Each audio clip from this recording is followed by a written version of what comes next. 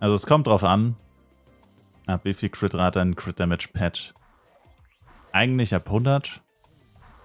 Aber natürlich, wenn du jetzt 99 hast zum Beispiel, macht es ja an für sich keinen Sinn, dass du noch ein Crit-Rate-Pad benutzt.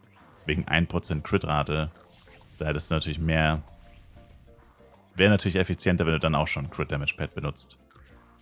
Also grundsätzlich wäre es natürlich nice, wenn du 100% Crit-Rate hast. Ohne Crit-Rate-Pad. Und dann ein Crit-Damage-Pad ab dann benutzt. Aber kommt halt drauf an. Also ich denke mal, der relevanteste Faktor wäre, weil wie viel Crit-Rate gibt dein Pad? Und wie viel Crit-Rate hast du? Weil wenn jetzt zum Beispiel, ich weiß gar nicht, was das Maximal an Crit-Rate ist bei einem Pad, ich glaube 31% oder so. Also wenn du dann quasi jetzt ein perfektes Crit-Rate-Pad hättest, dann hättest du ja schon bei 69 Crit-Rate, hättest du schon 100. Oder was heißt schon? Hättest du genau 100. Das heißt, da wäre das Crit-Rate-Pad natürlich extrem effizient, weil du davon viel mehr profitieren würdest als von Crit-Damage. Weil bei 69 Crit-Rate, das ist eigentlich ziemlich wenig. Oder nicht sehr viel. Wäre halt ein Crit-Damage-Pad irgendwo wasted. Aber wenn du dann halt mit dem Crit-Rate-Pad auf die 100 Crit-Rate kommst, ist halt gut. Also ich weiß nicht, kann man bestimmt ausrechnen. Habe ich jetzt nicht gemacht, ich kann es nur schätzen. Ich würde mal schätzen, wenn du weniger als die Hälfte der Crit-Rate noch nutzen kannst, die dein Pad gibt, dann würde ich wahrscheinlich auf ein Crit-Damage-Pad wechseln. Und wenn es mehr als die Hälfte ist, dann wahrscheinlich nicht.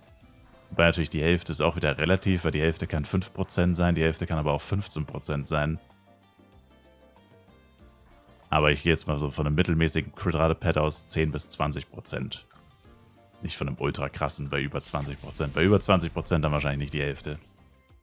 Also was ich damit meine ist quasi, wenn du jetzt zum Beispiel 84% Crit-Rate hast, oder sagen wir 90, und du hast ein Crit-Rate-Pad, das 20 Crit gibt, das wäre halt schlecht, weil du würdest 10 Crit-Rate würden irgendwie ins Leere gehen.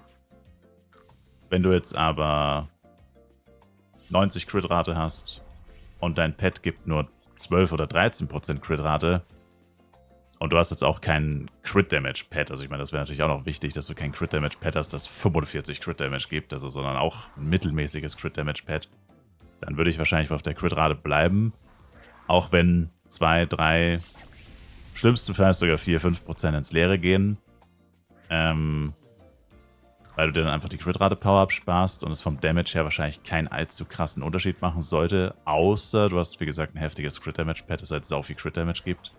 Also du musst es halt im Endeffekt in Relation setzen. Weil natürlich die meisten Leute ab 90% Crit-Rate einfach Crit-Rate Potion benutzen würden. Davon mal abgesehen. Aber da ist ja auch jeder anders. Weil es schon ziemlich teuer ist, wenn man da immer eine Crit-Rate Potion reinballerst, wenn du levelst oder farmst. Geht auch schon gut ins Geld. Aber ja. Also ich denke mal bis 90%, vorausgesetzt eben, du hast keine ultra krassen Pets, wirst du höchstwahrscheinlich immer Crit-Rate benutzen. Und ab 90% frühestens, würde ich jetzt mal so pauschal sagen, bei nicht übertrieben krassen Pets, Crit-Damage. Ich denke, die meisten Leute haben Crit-Rate-Pad mit maximal 20 und Crit-Damage mit maximal 30. Das sind jetzt so die, würde ich sagen, Größenordnung, in der wir uns bewegen. Und am Ende des Tages, wenn du zweifelst, kannst du es natürlich auch immer ausprobieren. Also wenn es jetzt halt wirklich so komische Werte sind, keine Ahnung, 86 Crit-Rate, dir fehlen also 14 bis 100. Du hast aber ein Crit-Rate-Pad, es gibt über 20. Das heißt, du verlierst auch in dem Fall dann wieder Minimum 5% Crit-Rate oder so ins Leere und hast zeitgleich ein Crit-Damage-Pad, das über 30 gibt. Dann könntest du es einfach so machen, dass du dich an den Dummy stellst in Saint Morning und einfach mal 5 Minuten auf den Dummy eindrischt. Jeweils. Mit genau gleichen Faktoren. Einzige, was anders sein darf, ist das Pad. Und dann guckst du einfach dein DPS an. Und dann einfach für das entscheiden, wo du mehr DPS hast. Also wenn es gar nicht klar ist, dann einfach testen. Weil du natürlich 2 Pads dafür brauchst, aber die werden jetzt immer günstiger. Sollte nicht allzu schwierig sein.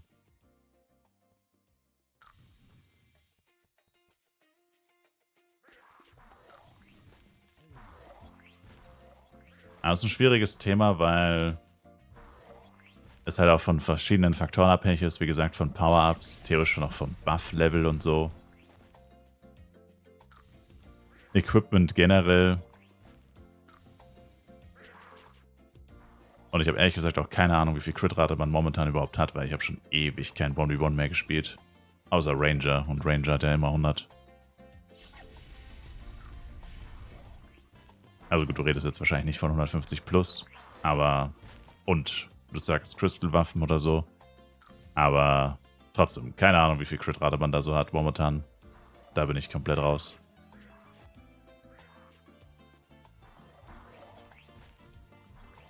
Im Ultra-High-Level sind Crit-Rate-Pads wahrscheinlich mittlerweile fast schon tabu. Weil ich zumindest denke, ich weiß es wie gesagt nicht, aber ich denke mal, die allermeisten kommen locker auf 80% plus. Mit Standard-Buffs, ohne Power-Ups. Einfach nur mit High-Level-Equipment. Also, fände ich schockierend, wenn nicht.